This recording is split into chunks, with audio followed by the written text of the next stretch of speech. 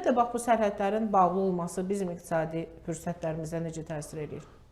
Bu boyunlarını almasa da hökumət nümayəndələri etiraf etmirlər. Amma mən əminəm ki, bizim 20-ci ildən bəri ÜDM-də bu qədər zəif göstəricilərin olmasının əsas səbəblərindən biri quru sərhədlərin bağlı olması.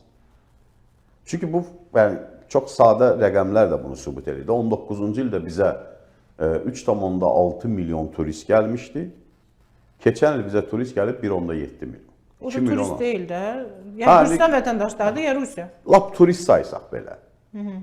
Yəni 2 milyon azalma var da, bu faktdır da. 2 milyon insan istəyir turist olsun, istəyir Azərbaycan vətəndaşı olsun, Rus pasportu ilə fərqi yoxdur mənə. Gəlib burada pul xərcləyir də. O gəlib burada havayı qalmır. Kobud hesablasa 405 milyon pul. Yəni çox böyük rəqəmlərdən söhbət gedir. Hərəsi 500 dollar xərcləsə bu milyard edir. Yəni bu bir tərəf. İkinci tərəf sərhədyanı ticarət sıfıra düşüb. Mən rəsmi insanlarla da dəfələrlə bunu, onlar publik çıxışlarında əvvəl pandemiya dedilər, gördülər, ayıb olur. İndi təhlükəsizlik deyirlər də, düzdürmü? Təhlükəsizlik məsələsi. Amma əsas səbəbin ölkədən valyuta, sərhədyanı ticarət vasitəsilə valyuta çıxışına məhdudiyyətin qoyulması olduğunu düşünürəm. Əsas səbəb odur. Azərbaycan kifayət qədər güclü ölkədir. Biz açıq sərhəd rejimində... Natiq bəy, mən 100 dollar çıxardığında heç nə olmur. Amma korrupsiyanerlər maşın çıxardanda nəsə olur iqtisadiyyata. Bunun qarşısı niyə alınmır ki? Onlara gücü çatmır axı. Deyirsən 2 milyon insan gedirdi Gürcüstana. Quru sərhəd. Milyon yarım, 2 milyon insan gedirdi də. O insan şəxs demək deyil. Məsələn, mən 10 dəfə gəlirdi. Onu deyirəm də, mən 10 dəfə gedirəmsə, o mənə 10 nəfər sayılır. Statistika elə göstərici sayılır.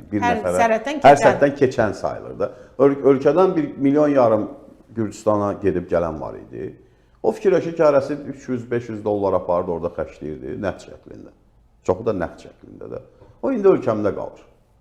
Amma bu çox yanlış hesablamadır da. Mən belə deyim də, kağız üzərində belə bunu izah eləmişəm bəzi insanlara. Bax, tutalım Gürcüstana gedirdi Qazağın Əhməd dayı. Nə inirdi qaydanda? Tutalım ki, nəvəsinə və yaxud da satmağa. Fərqi nədir ki? 2 dənə pampers alırdı. 3 dənə pampers alırdı ki, gətirsin burada. Çünki bahadır. Ya da sigaret alırdı. Ya da sigaret alırdı. Tutalım ki, pampersi almadısa, o pampersi olan tələbat azalmır, axı, həmin uşaq yenə var, ona yenə pampers lazımdır da, düzdürmü?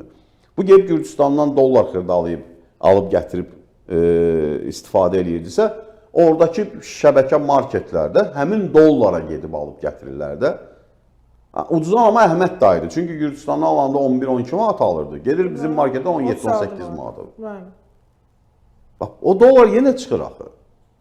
Bir var Əhməd dayı 100 dollar çıxartsın, bir var A şirkəti 1 milyon dollar çıxartsın, əvəzində pampers gətirsin. Nə fərqi var? Yəni bunu mən başa düşürəm, iqtisadi komanda yox. İnandırım sizə ki, belə əməlli başlı bunun üstündə mübahisələrimiz olur. Deyir, yox, onu heç olmasa biz görürük. Deyirəm, mən sənin görməyin, görməməyin nə fərqi var? Yəni o şirkət aparanda biz bunu görürük, Əhməd dayı aparanda görmürük. Nə dəxli var söhbətə? Özəlində dünyanın elə bir yerində yaşayırıq, elə bir nöqtəsində yaşayırıq ki, bu dəqiqə heç nəqd şəklində də istədiyin pulu istədiyin yerə apara bilərsən. Bitcoin al apar. Burada aldın, apardın, orada satdın. Sonra mənə necə izləyəcəksən? Yəni, pula, ideyaya, nəzarət etməyə cəhd edən imperiyalar və ölkələr olub 5000 ildə son.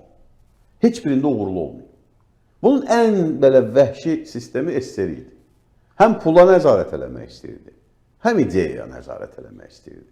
Həm dissidentlərə yaranmağına imkan vermirdi, başqa ideyaların. Amma son nəticədə nə oldu? Qara pul bəyəm yox idi SSR-də. Onu deyirəm də, son nəticədə nə oldu? Hər məhəllədə bir alverçi var idi. Bəli. Hamı da tanıyırdı. Cins də satırdı. Hamı tanıyırdı onu. Sony də satırdı, qızıl külçə də satırdı. Hamı tanıyırdı onu, hamı da bilirdi. Məsələn, o vaxt işləmiş, indi çox yaşlı olanda, bilmirəm, indi Allah canlı sağ eləsin, ola bilər rəhmətə gedib, bilmirəm. 10 ilin söhbətidir. Bu mövzuda söhbət eləyəndə soruşdum. Özü dedi ki, mən o vaxt hansısa Bakının bir rayonların birində milis rəisi olub da. Deyirəm, siz bilmirdiniz ki, orada alverçi var. Deyir, necə yan bilmirdiniz? Əlbəttə bilirdilər. Deyir, bəs nə tədbir gördük? Özlərinin hamısını alır. Deyir, haqq almağımız o yana. Ailə üzvləri hamısını deyir, evdəkilər məni öldürərdilər. Deyir, mən onu tutsam. Fransız duxu hardan gələcəkdi? Cins şalvar hardan gələcəkdi? SSR bunu bacarmadı. İdeyanın da qarşısını almağı bacarmadı da. Samizdatdan tutun da dissidentlərə qədər yarandı. Hətta ən belə qapalı sistemlərdə belə yarandı.